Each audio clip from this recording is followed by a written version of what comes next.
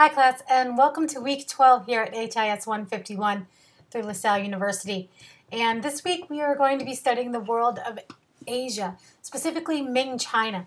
And the major emphasis for this week is going to be on the famous explorer Zheng He.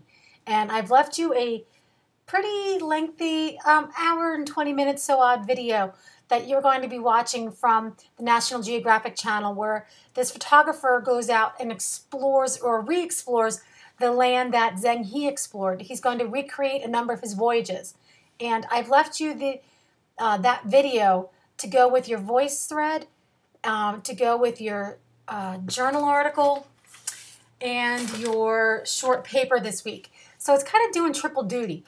You are going to watch that video and then take your do your short paper on it, do the journal assignment, and then in the voice thread, I will expect you to have referenced the video, but I've also left you a PowerPoint in there which I've narrated, and it's all again about Zheng He and the importance of his exploration for world history. But really, what's so exciting about this week is that China, at the very end of the Ming Dynasty here in the 1430s, was exploring vast amounts of ocean. They were crossing the Indian Ocean. They were coming out of the South China Sea and going through the Straits of Malacca, where these spice islands were that Europe was trying to get to in the later 1400s. But they were doing it, China was doing it with these great, massive fleets that Europe just could not even compare to. It's just really fascinating when you think about the timing of all of this, that Europe is not even beginning to explore until the later 1400s, when China has fully stopped exploring and has turned inward.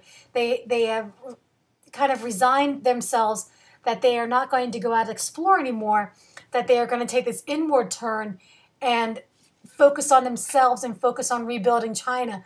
And it's just one of these wonderful moments of what if history. What if China had not turned inward? What if the voyages of Zheng He had the money to keep going? What if the emperor had not disbanded this naval fleet, this treasure ship fleet? Would China have discovered America? I mean, there's one group of historians who totally believe that China was on the west coast of America before Columbus had even, ventured across the Atlantic. So it's pretty exciting, and it's history that most students do not really know about until they study it in college.